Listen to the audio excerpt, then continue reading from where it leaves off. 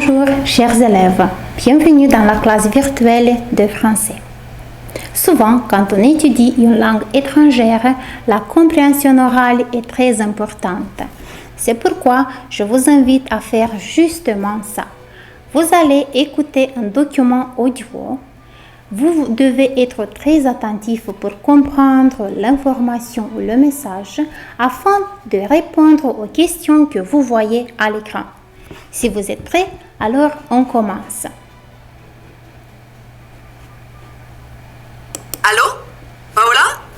Oui. Cécile, comment vas-tu? Très bien.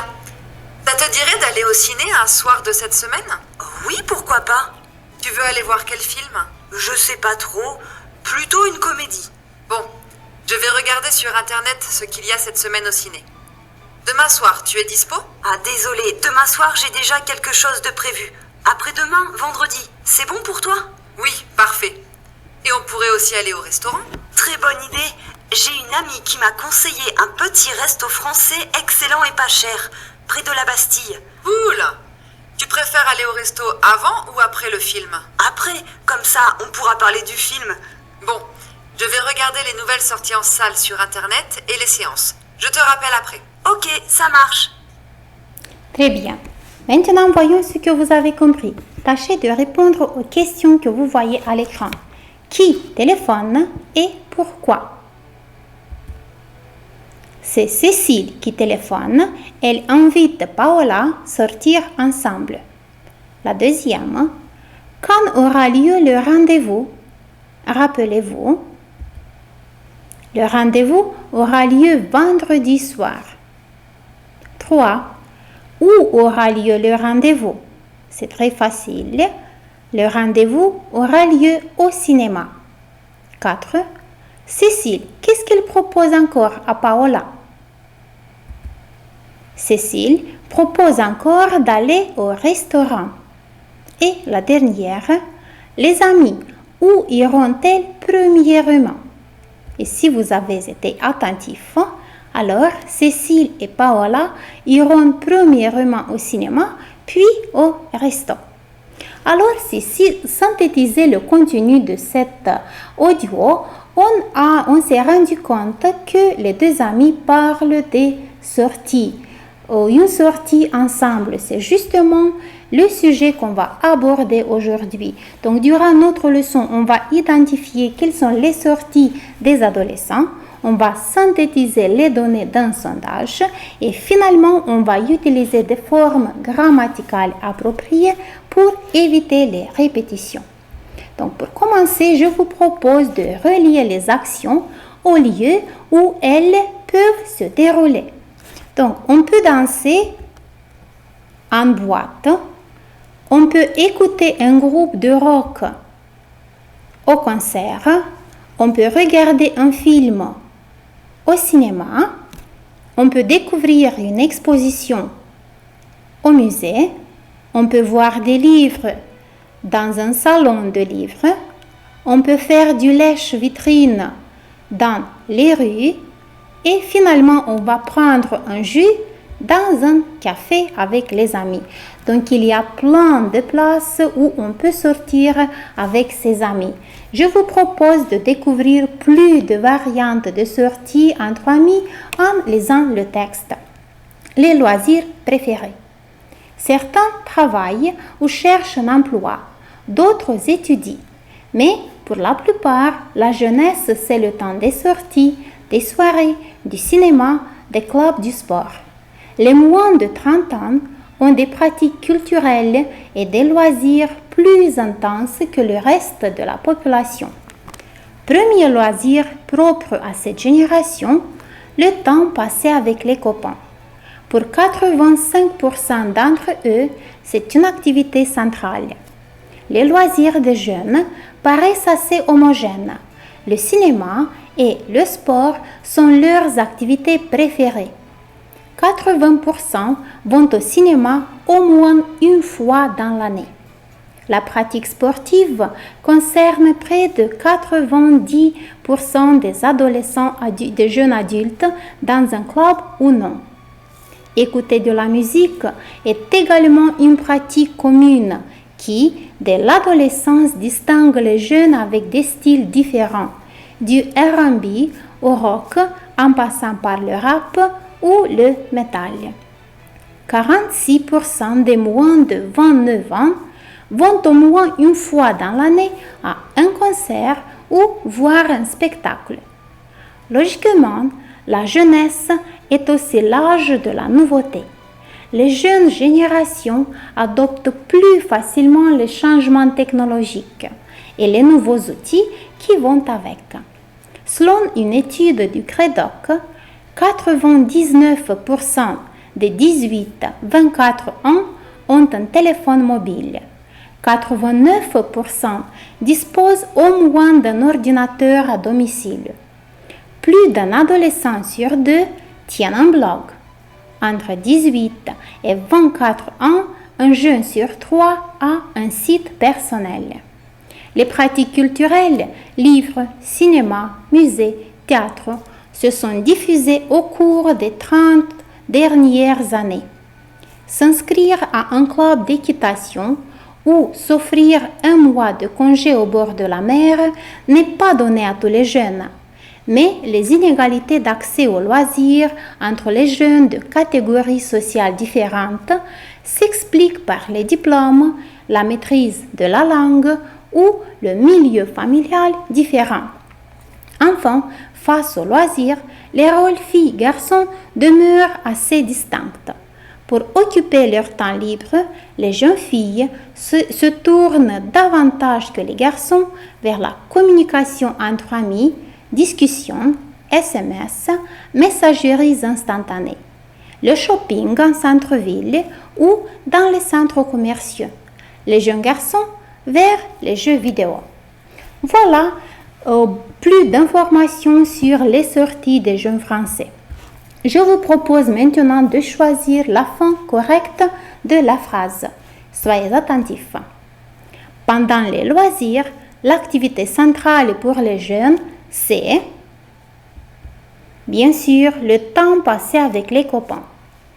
Plus de la moitié des jeunes ont un blog. 3. Les jeunes ne peuvent pas s'offrir des vacances à la mer, très bien. Et la dernière, les loisirs préférés des garçons sont, bien sûr, les jeux vidéo. Très bien. La tâche suivante, c'est vrai ou faux. Vous devez justifier votre réponse par une phrase tirée du texte. Allons-y. Les jeunes consacrent plus de temps aux loisirs que les gens des autres âges. Regardons le texte et on y trouve la réponse suivante. Alors, la variante proposée, c'est vrai ou correct. Numéro 2. La plupart des jeunes préfèrent écouter du rock. Consultez le texte. Vous voyez bien que c'est une variante fausse. 3. Les jeunes aiment tout ce qui est nouveau. Et dans le texte, on trouve l'information suivante. Ça signifie que cette phrase-ci est vraie. Et 4.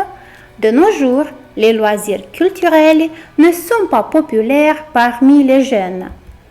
Le texte, il nous dit l'inverse. Alors, ça signifie que cet énoncé est faux. Parfait.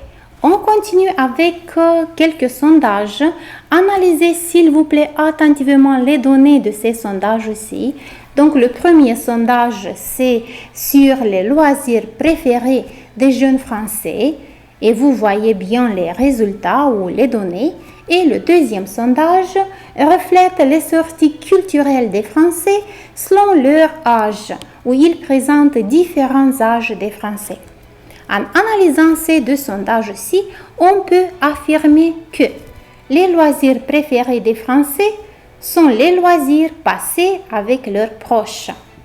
Et les sorties culturelles les plus fréquentes sont les sorties liées au cinéma.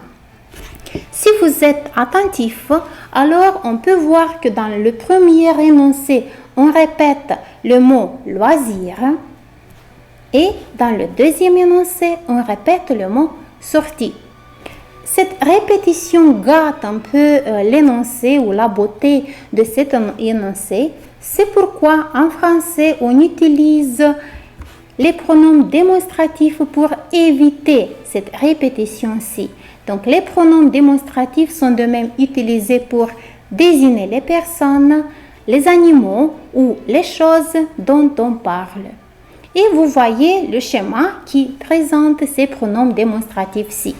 Celui, celle, ce, celle et les pronoms neutres, ce, ceci, cela ou ça. Revenons aux exemples que nous avons formulés à propos des sondages. Les loisirs préférés des Français sont les loisirs passés avec leurs proches. Pour éviter la répétition, on utilise un pronom démonstratif et la variante idéale c'est les loisirs préférés des Français sont ceux passés avec leurs proches. C'est de même dans le deuxième cas. Les sorties culturelles les plus fréquentes sont celles liées au cinéma.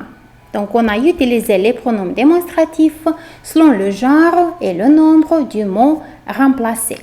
Si parler du pronom neutre, alors vous devez savoir que le pronom se est utilisé avec le verbe être, c'est mon ami, ou avec les pronoms relatifs, ce que je préfère. Ce sont tout simplement quelques exemples. Le pronom ceci s'emploie pour annoncer ce qui va suivre. Par exemple, écoutez bien ceci, il est interdit de jouer avec le feu. Et le pronom cela fait référence à ce qui précède. Il est très en retard, cela m'inquiète. Parfait, j'espère que vous avez retenu. Maintenant, tâchez d'éviter les répétitions.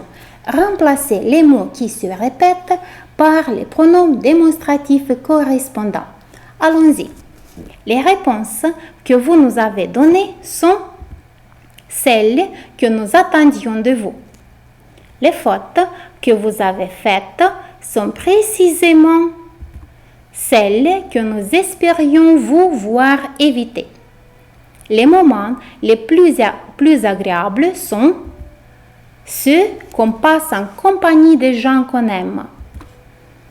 Cet écrivain est, de tous les auteurs contemporains, celui que je préfère. Cette femme qui est assise sur ce banc ressemble à celle qui assistait hier au vernissage des œuvres de Paul. Ces jeunes gens sont aussi passionnés que ceux dont nous parlions tout à l'heure.